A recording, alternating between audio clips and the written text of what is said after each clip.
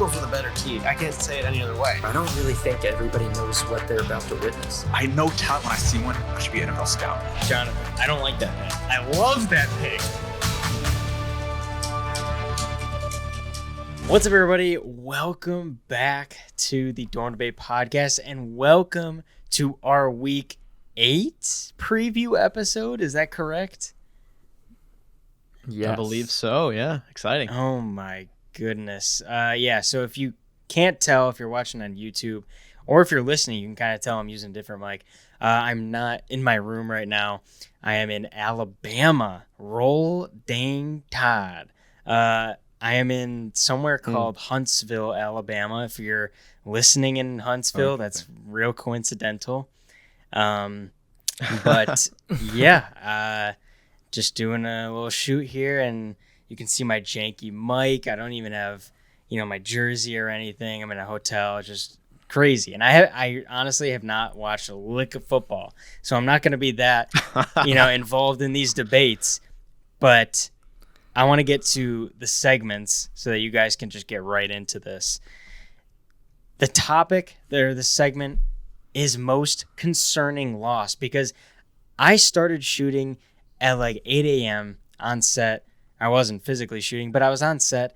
And then I go and it's like 6 p.m. and I look at the scores and I'm like, this is impossible. The Bills lost, who were my lock. The Lions got demolished. They were my upset. The Dolphins lose that night. The 49ers lose on Monday. What did I miss? I mean, it's not the NFL that I left in Connecticut, not one bit. I was so confused. So yeah.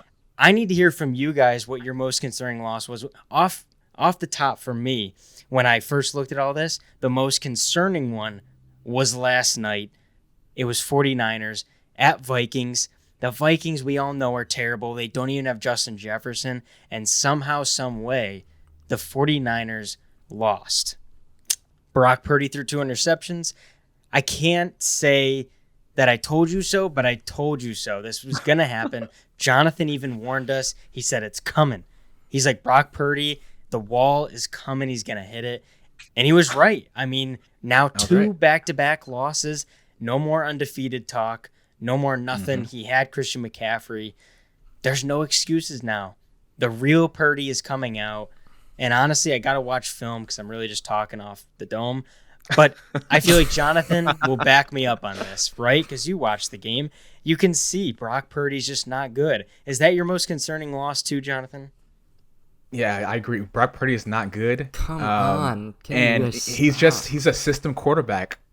Like the Garoppolos of the world, Brian Hoyers, the basic Brian quarterbacks. Hoyer. That's who you're comparing him to? Yeah, the guy went to the NFC Championship game. Brian Hoyer can't even beat the Bears. No, this is a system quarterback like Garoppolo. He's no better than Garoppolo. I don't see any difference between this guy and Garoppolo. Yeah, it's correct. Who's the Cowboys? So Cooper Rush. Come back to bite. Yeah, because that's a system quarterback. Anytime their great players miss a game, Deebo Samuel wasn't playing yesterday. Anytime one of their great players doesn't play or doesn't have their best game, then they're nowhere to be found. All right, and who's not a system quarterback? Hey, let's stay on the 49ers. Okay, other than Patrick Mahomes.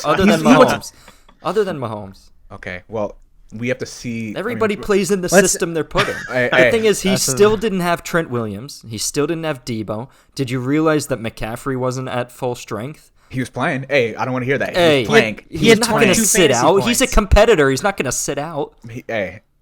I mean, yeah, he's not going to sit out, but like he scored. Did you see the defense? 2 touchdowns, didn't he? Hold on. Did you see the defense? The defense didn't get 1 sack. You're describing. I don't even think John. Kirk Cousins didn't fall. Kirk Cousins didn't fall to the ground. What do you want Purdy to do? His defense is elite. Has been elite most of the season. Dak's defense has been elite. One game where they have a few missed tackles here and there. He can't. Few missed tackles here and there. So he has to completed every pass. And that's the thing about Brock Purdy. He has to have everybody has to play well for him to do well, and that's not fair. Look at Justin Fields. What do you mean everybody? Look at Justin Fields. Look at all these guys across the league that wish they had a defense like this. That wish they had all these weapons like Debo and Christian McCaffrey. Again, he needs them to play well every game for him to play well. The kicker missed 2 kicks last week. If the kicker just made one of the 2, they would have won. This week, the kicker missed another field goal. Think about what you're saying. Well, he's like, guys, come on. I mean, what do you want me to do? You're describing what a system quarterback is. They cannot win the game alone. Yeah, exactly. That's what we're telling you. And you're describing it right there. Brock Purdy cannot win the game by himself. It is unproven. He hasn't done it yet. Caleb? Well, it's Jared. Sorry. Let's let Jonathan finish his. Yeah, sorry. Like, to answer your question, Jared. No, that wasn't that's not my most concerning loss. Oh no. Even though I agree. No. The most concerning loss is the Buffalo Bills. Okay, Bills. Emphasize the B. Bills. Let me tell you why. The Buffalo Bills are 4-3. They're number 2 in the division. Right behind them, you have Jets that are 3-3. So they're the same loss as the Jets. Okay. Now let me tell you the rest of their schedule. They play the Buccaneers. The Buccaneers are on a hot streak right now. Okay. Oh, come on. Hot streak. They suck. No, Baker Mayfield. Jonathan, the guy please, that okay. Hey, they're not. Please. No. Baker, keep going. Anybody can upset. Baker Mayfield. Baker Mayfield can upset. He can upset the Buffalo Bills. You'll see. Not in Buffalo. All right, keep going. Okay, we never know. All right. Okay, so after that, Bengals. Bengals are terrible right now. Okay. Are you kidding me? Are you kidding? You're playing. I know you're playing wrong. Okay, next game. Next game. They'll probably beat the Broncos. Don't tell me the Broncos are going to beat them. Yeah, no, they'll beat the Broncos. Okay, the Jets. At home against the Jets. Oh, they don't want to see the Jets. Believe me, Josh Allen, that's the last thing he wants to see. That's like a nightmare. That's his kryptonite. He doesn't want to see the Jets. They're going to face the Jets. Then the Eagles. They're playing the Eagles. I can't wait. These next weeks are going to be so fun. After that, the Chiefs. They're playing the Chiefs. Oh my gosh. After that, the Cowboys. They're playing the Cowboys. After the Chiefs and the Eagles. Oh, I'm getting so excited. Sorry. Then after that, the Chargers. After that, the Patriots. And after that, the Dolphins. Oh, Bills fans. This is my favorite time. This is the favorite time of the year for me. It's not even Christmas yet. Yeah, no. They're about to get it. They're about to get it. And guys, I hate to say this, but there's a high probability that the Bills will miss the playoffs. If the Jets start winning a few more games, they can knock them out and be that number 2. No, but you could still have 3 teams in the division that make it. Okay. So here's my take on it, because my most concerning loss is the Bills. So Jonathan, I agree with you. I think you're blowing it out of proportion a little bit too much, but the fact is that the defense is terrible. How do you let up 26 points to the Patriots in Gillette Stadium? The Patriots, who look terrible. Josh Allen threw another interception. He's got 7 interceptions in 7 games. And the reality is that he threw to Stephon Diggs 12 times, and they only connected on 6 of them. How are you only having 50% completion percentage to your top receiver? Targeting Kelsey, Mahomes threw it, I think, 11 times and completed 10 of them. That's how it should be to your best player. Now, Jonathan, I agree. Their schedule is getting tough. You hit it. I think they're going to beat the Bengals, Buccaneers, and Broncos. Did you see them in the playoffs versus the Bengals? They're not going to beat the Bengals. Do you remember that? You're right. It's a Sunday night game. If the Bengals offense is actually finally right, we need to see the Bengals come back. If they regress. Either way, Jets in Buffalo. I still think the Bills will win, but by no means is that an easy game. The Bills don't want to see the Jets. Now, then you're right. At Eagles, at Chiefs, those are 2 very difficult games. If they come out with 1 win, that would be impressive. Then they play the Cowboys. Now, it's going to be in Buffalo, so I'm not as concerned. I think the Bills will win that game, to be honest. Sorry, but the Cowboys just aren't good on the road, even though they did beat the Chargers. But either way, that's going to be a close game. And the thing is that all these games that you're mentioning, they could definitely lose. Like Bengals, they could lose. Jets, I could see them losing to Jets again. Eagles, Chiefs, Cowboys, at the Chargers, maybe. At the Dolphins on the last game of the year, yeah, they could lose that. And Jonathan, I think you were the only one that said that the Dolphins would win this division. And I think you might actually be right about that. If I had to choose right now, and you said, John, you got to choose who you think is going to win the division, I would change my vote to the Dolphins. After they got absolutely destroyed by the Eagles. Yeah. Eagles are just on another level. Yeah. But the thing is, Bills will probably still make the wild card. We got to remember there's 3 wild card spots. So gotcha. The way I see it is to go a little bit into my pick of the question, like for the Bills and the Lions, 2 great teams. I think they had a bad game, and the way I saw it was more a reminder to the league that Harbaugh and Belichick are good coaches, and it was just a reminder that the Lions and Bills, in my head, are still good teams, but every now and again, those coaches that teams that you wouldn't expect to win certain games the way they do, you're reminded like, oh, they're a well-coached team. They have a history of competing. So I think I saw more of that. You guys point out great opposition for the Bills being concerning. I think especially with the Bills, that standing is going to come back to bite them potentially. Like that's a divisional, you're starting to think we're entering week 8. It's like, all right, this might have implications. Every game has implications, but you're starting to see clearly how this was a game they definitely wanted to have under their belt rather than, like you guys are saying, weigh it to the game of football where the ball bounces one way or the other. I know as an Eagles fan, I did see the Dolphins lose, and it was tough, but I'm stuck between between the Dolphins and the 49ers, because with the 49ers, I've been I don't really like. I find Brock Purdy to be fine. Like I don't. But my litmus test was whether he would be able to perform without Christian McCaffrey. But Christian McCaffrey was still there and throwing that late pick. I think it's just lost. And that's where I'm kind of torn because they lose the offensive line. Stat, and then last week it'd be 1-1. 2 interceptions. Now you're changing your story. The game on the line. Losses. The game was on the line. Hey, the game was on the line. He threw a pick. That's why winning isn't the full story. No, but that's he's always won. That's why I'm torn though, because last week it was the game on the line, and he had to get them in the field goal range, and he did with the team. It was just the kicker missed it. So it's like it would be a much different conversation if it was 1-1. What I think was concerning was under the pressure and obviously the late. Like he's shown us the capacity to take the weapons. It's not like you can put any scrub in that position and win as many games as he has. But seeing McCaffrey still there and Kittle and them still lose against the Vikings that are a good team but that have been defeated pretty badly, it makes you kind of question what the 49ers are going to be doing. So I'm not against Brock Purdy either. I think it's, it'd be 1-1 if it weren't for the kicker. So it's not like he doesn't have the clutch ability. But on the one hand, the Dolphins have been so dominant, so headline grabbing that I think even the commentators during the game are bringing this up, that this was kind of not the first test, but the Eagles are a great team. And the Dolphins were have had a few great games against poorer teams objectively, and they were blowing them out. So I think this was more maybe all the other, you guys put up all good arguments, especially for the Bills and the 49ers, but I'll just talk about the Dolphins and I'll pick that one just because when you put up such great offensive stats, it makes you question whether the teams are bad or you're overperforming, or what's your defense actually able to do against great teams. And it was close with the Eagles in some respects, but that's one where such a historic season for the Dolphins offense that that was a game that made me wonder what they'll look like against great, well-rounded teams and defensively. So I think that's more concern for me. Now I think I still have high hopes for all the teams involved, but you have bad games every now and then. I will agree that when I saw the Dolphins on Sunday night, the offense did not get it going. I think the offense scored 10 points, and then they got that pick 6 or whatever it was.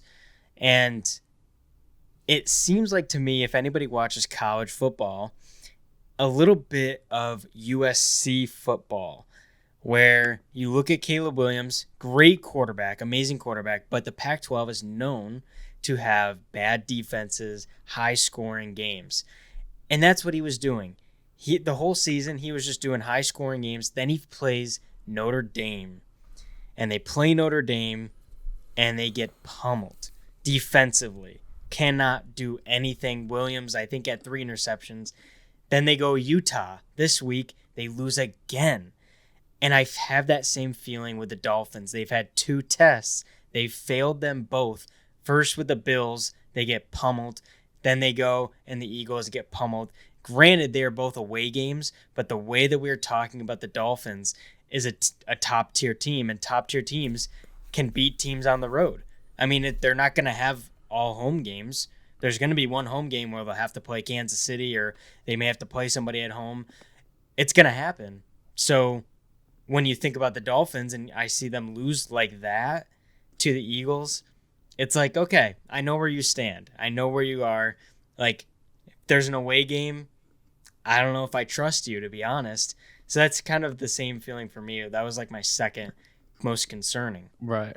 And it's like, and I don't want to dog on the Dolphins because it's definitely the week after, the Eagles did win, and I'm Eagles fan, but they're a good team. I know all last year people were like, oh, the Eagles schedule's too easy, but then underneath the surface, teams certainly always benefit from the schedule that's made for them, but then you see whether they're a good team or not.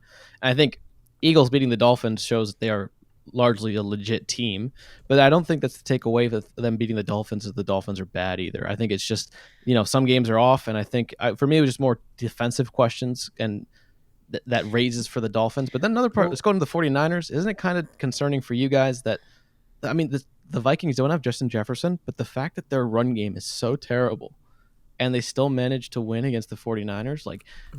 What were they doing? And I think it's like any team, even if you lose your star receiver, that happens. Injuries is part of the game. But they were, I think, ranked last in rushing for the Vikings were. And even though they got Cam Akers, it's like that's another part. Like if you're at least a team that can run it, you open up so much of the offense. But I don't know. Watch that game, it was the reason that the 49ers were lost was their defense. If you were somebody that actually watched the full game and stuff, because not only was Madison and Akers able to run the ball, but the defense, first of all, didn't even knock Cousins down, let alone get a sack. And the secondary, did you see how many flags were on Travarius Ward and Lenore, the two cornerbacks? They were all over Addison. Every time Addison ran a route, they had to hold him because he was too quick for them. And Addison even went out with a freaking ankle injury or cramping or whatever, comes back and scores another touchdown. So the defense was just terrible. I don't know why they were so lackadaisical. Hey, if you get at least one turnover,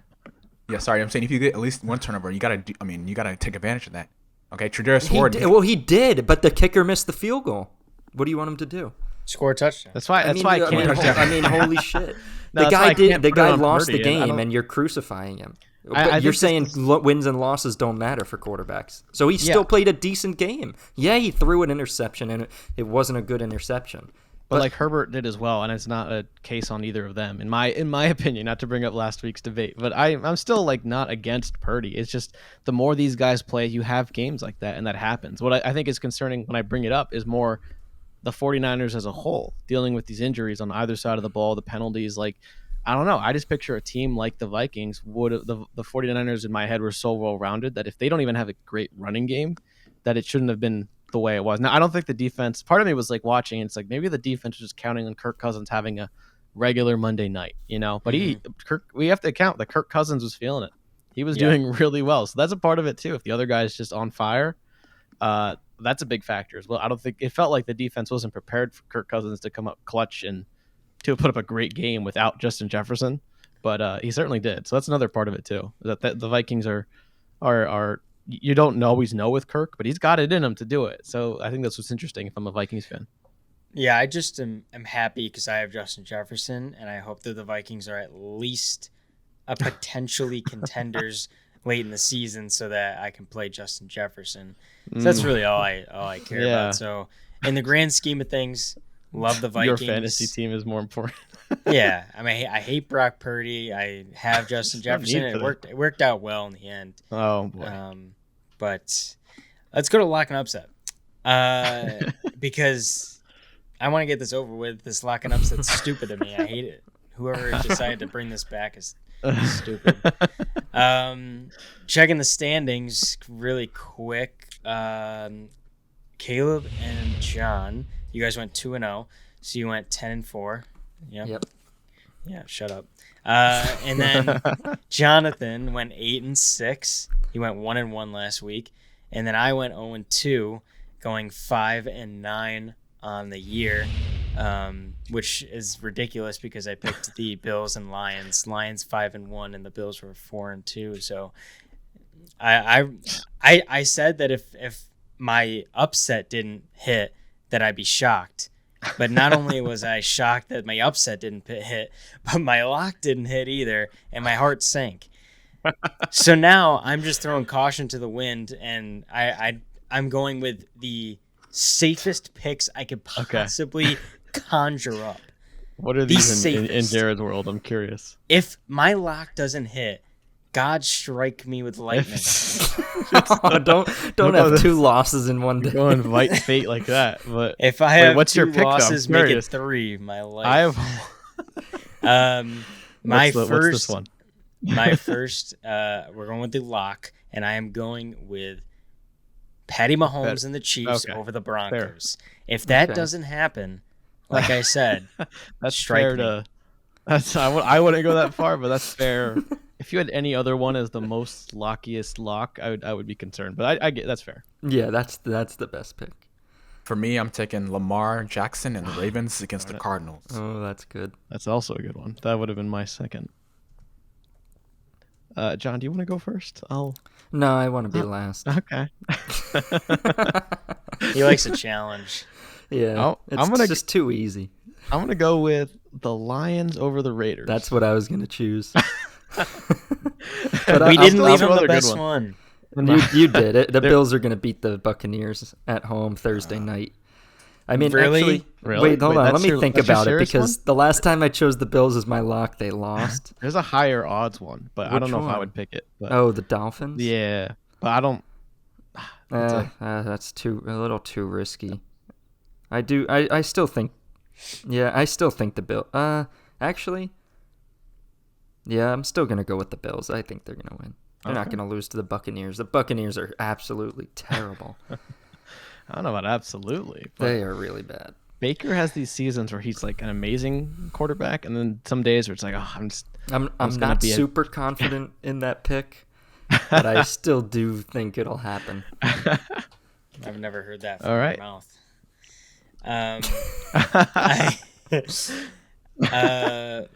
My upset is another team that won that I was completely shocked by. My upset is going to be the Pittsburgh Steelers over the Jacksonville Jaguars. They are +3, and I don't know how, but the Steelers ended up winning against a team last week that I can't think of, but they were good. Who did they beat? I'm pretty sure it was the Rams. Yeah, it was. They scored like 24 on the Rams. Yeah, 24-17. That's an impressive win. Pickett played well. So I'm going to go with the Steelers and the Chiefs. God, like I said, please. Jonathan, you're up. Yeah, sure. Let's see here. Okay. I'm going to go ahead and go with... Take your time. All right. Take your time. No. I'm just deciding between two things. Tough one. This is a tough one. I gotta Yeah, these are actually tough. These are difficult upsets to choose. Mine was pretty easy. I just threw a dart at the wall. I have a list of options, but I'm like, these are fun games. Like I could see it. Okay. Yeah, I know a list of options. Yeah, I mean the Giants should have beat this team. They should have beat this team. There's a couple plays that they wish they had back. Ooh. But I'm gonna go with this. I'm gonna go with the Bucks to defeat the Bills. I'm just feeling it. I'm telling you, the Bills aren't the team we think they are. Oh, wow. I'm telling you. That's actually 4 upset Bills picks in a season. That's a record more for coming. Jonathan. More. That was actually one of mine. I actually see that as well. I'm not. Jonathan, you're going right against me on Thursday night. Going for the jugular. Yeah. I can see it though. That's list. I wasn't gonna pick it, but I probably wasn't gonna pick it.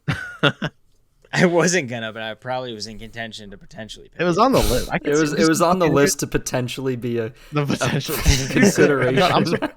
No, I could see the lock. They have a big spread, but the Buccaneers defense is good, and if Baker decides to play well, it's like, all right, what are we talking about good here? When did the Bucs all of a sudden be good? They have 1 week of cream colored jerseys, and everyone thinks they're the best. They were pretty cool. Not as nice as the Kelly Green, but some of those jerseys are pretty nice though. Some of those. Do you have a Kelly Green? No, but it's certainly loser on the Christmas list. You're not a real Eagles fan. Join us. I gotta. All right. Okay. I'll Alabama. Alabama's changed you. Alabama. You're a Roll Tide. Ain't no go blue over here. It's Roll Tide. Roll Tide, War Eagle. I'm gonna go with the Bengals over the 49ers. Ooh, between that, three straight losses for the 49ers. That's a good one. That's a high really It's a probability. game I want to watch. I feel like the 49ers could bounce back and just be like remind everyone who they are. But it's also the This is who Bengals they are. returning. That could be a fun game. So it's that, and I would have gone.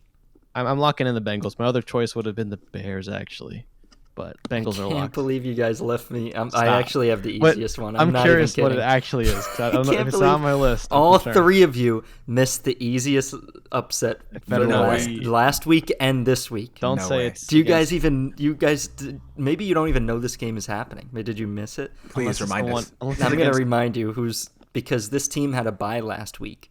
And if What's I with honestly, you and buys? because they get to game plan and Dude, they literally go for a vacation. Literally go to Cabo and back. a rest. so Yeah. and the team this team that I'm picking to win is at home. They had a bye last week and they're playing against a team that when that team is on the road, they're not that good, especially the quarterback for that team. If it's the So- Falcons, I'm gonna kill you. The Tennessee Titans are going to easily beat a headache and migraine mistaken Bijan Robinson and the Atlanta Falcons at home coming off a bye. Jonathan, who's the coach? Mike Vrabel. He has a good game plan. He's a good coach. Coming off a bye, they're going to play good defense, run the ball. There's no way the Titans lose this game. They're 2.5-point underdogs at home. Okay. They're 2.5-point underdog. There's no way they're gonna lose it. They're 2.5-point underdogs. You gotta respect the Falcons. That was a great win without Bijan. I have no respect. They didn't tell all of our fantasy managers that Bijan was sick. Exactly. He got I think the 0.3 fantasy points. Everybody this- started him. You're This telling is me I personal. started him. Yeah. This No, is I mean, personal. yeah, I have personal. Bijan in 0 leagues, but for the Advice? fun of Yeah. fantasy football and the respect of fantasy football, well, honestly, they don't even have to do it, or not for fantasy, but it actually is like a rule that you have to disclose like on the injury report if you know anything. Well, I think the league's looking into it because it's interesting when you think about what the injury report is supposed to do. Like it's a level playing field, but when it comes to fantasy, like yeah, that's fantasy. But there's even talk about now that there's so many sports books that anyone that betted for Bijan to get a certain amount and like like disclosure becomes kind of important in a different. Wait, what sense. happened with Bijan? I thought he just played and got injured, and that was it. No, he didn't go on the field until the second half because he was like warming up, or he woke up that day and he was like having big migraines and like headaches, and he was like, "Coach, I don't know, like if I can play or whatever, but I'll suit up." So he was like just like jogging around and stuff, and then he's just like, "Yeah, I don't feel very good." And then the coach never put him in, but nobody knew anything about it until like mid game when the sideline reporter looked into it because the commentator's like, "Where's Bijan?" And she's like, "Oh, we got word that he's like not feeling good today." So he's just was on the field for like 5 snaps, had 1 rush for 3 yards, and that was it. Yeah, I was worried he did something like unethical, like the coach bent, like right, like a Cam Akers type something, thing. or like when Belichick benched, was it McCourty in the Super Bowl? Like Malcolm one of those Butler or Butler, yeah. Like I was worried if it was that, but even then, it's an interesting rule that the NFL, if they, I believe some of the reports even said they knew earlier than was stated. So like they should have, in hindsight, they probably should have put him on the injury report if what has been reported by some outlets is true. So I think the league's looking into it. But yeah, I have in fantasy, and it definitely hurt. So not that the league revolves around fantasy, but definitely, yeah. They have to, by the NFL rules, report like, oh, he's dealing with something. Well, they don't have to release it during the game if they don't want, but they do have to say it before the game starts because it's not fair if you like. What if the Eagles, who just signed Julio Jones, were like, came out and or whatever, and somebody got hurt, like McCaffrey. What if McCaffrey got hurt and they're like, yeah, he's not going to play Monday, and then all of a sudden, boom, he plays. Like it's kind of not fair for the Vikings to like not have. It's like, kind of like lying, like deceiving your opponent. Yeah, it's just like, oh guys, we're gonna come out with a totally different game plan because we have Julio Jones now. Just 1 week. We said he's probably not gonna play, but frickin' we're gonna throw it to him every time. Like, Or lie and At say, "Oh, he least broke say- his leg in practice," and then hide him out in a like a secure location until game day, and then pull Right. him out, and then it's like, "Oh, we lied." And if the whole league did it, it would. If every team in the league did it, it Oh, would yeah. make quite a statement about how seriously the NFL takes care of the health of Yeah, its it would be their athlete. terrible Like if every team. Yeah, that's why you got to stop one team from doing it, because if everybody did it, it'd be like freaking terrible.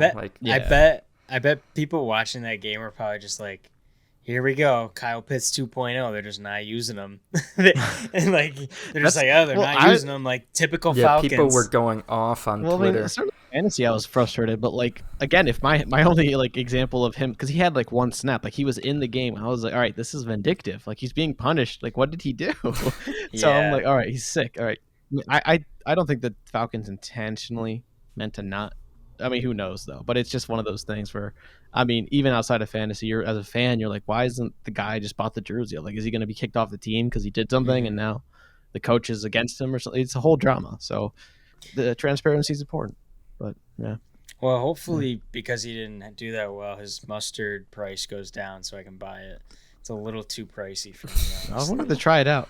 I am too. I really want to have it on a. We should get some for when we meet up. Yeah, honestly. Yeah, we should. We could have a taste test. A good video. If they would respond to my DMs, I want to do a video where they won't send us any for free. They want us to buy it, so. Yeah, they're like, these chumps got to buy it. Yeah. All right, well that'll do it for week. What is it? 8. You had a long day. We know it's okay. Week 8 preview episode, but I'm also in the college football mode, and they're in like week 10 or something, or week 9. So week 8 preview episode. Thank you guys so much for joining us. If you haven't already, go to our TikTok and our Instagram at Don't Rate Podcast and sauce us a follow over on there. And if you're not following on YouTube, I hate you until you subscribe. So once you subscribe, then I like you. So from now on, anyone who's unsubscribed, don't like you. So if you want me to you, hit that subscribe button. Yeah, and hit that like button while you're down there. And go check out Caleb's new video about Taylor Swift. Super funny. It's about what position would Taylor Swift play if she was in the NFL, hypothetically. Little bit of film analysis. I was inspired by Jonathan's film videos, and I was like, all right, let's just bring this to SoFi, the SoFi Eras tour. Now we have two people that watch film. And the next video that Caleb's gonna do, if anybody's wondering, is what would the song be about if Travis Kelce went on stage? Would he be a country artist? Rihanna would he play? Be a pop? Oh, Rihanna. All I know is I shouldn't say that. Okay, we're gonna end this podcast before I get canceled. You're respectful, guys. Travis Kelce, I could see him like a Jack Harlow or Post Malone or something like that. A lot of auto-tune. Yeah. We'll wait for Caleb's research. We'll have to look at what this film study. I watch film, guys. We got one guy who watches film on NFL players. The other one watches film on Taylor Swift and Travis Kelce outside of the football world. So funny. I went to the air, dude. I was the lady was like, for one. So yeah, just for one ticket to the Eras tour, please. There's no shame. Were they like? It's all right. I was confident what I was doing, but the way she said it, she was like, really, like really? She said that? No, but the tone of voice is what I interpreted. That's not right. There should be no shame. Yeah, no shame. I don't think that's bad. I think the Barbie, if you went to see Barbie by yourself, I'll be questioning that a little bit. Jonathan, I went to see Barbie by myself. Not by yourself. No, you guys should. Every store was good. I'm just kidding. Wait, were there little kids like each singing? Were the kids singing and like during the? Thankfully, no. I went. For me, no. Thankfully, I saw the TikToks of it though. Yeah, I saw they were late, like. So I think I dodged all the kids. Cult. The whole cinema though, like I guess there wasn't many other movies, or like you could hear different as I walked through each door in the cinema. The doors were closed, but you could hear her music playing at different parts of the show. Like the theater just had all these showings at the Eras Tour. I heard that when people are going to see Killers of the Wall, what was the movie called? Flower Moon. Yeah, Killers of the Flower Moon. That the Eras Tour movie is so loud that you can hear it in that theater, and it ruins the experience. Oh gosh, it's two very different films. Isn't that that's people literally dying off? That's one crazy. By one No, yeah, in Indian culture, and then you see friggin' you and hear then the 22. We will never ever get back together. Yeah. I don't know if they had the volume up, but yeah, it ruins the immersion. Taylor Swift is ruining movies, NFL. It's just not a good look. And it's not a good look. Crossover. What's next? All right, let's. Well, comment down below. I'm a fan of hers. So. Well, thank you guys again so much for watching, so much for listening, and please hit that follow button. And as always, we will see you guys next week.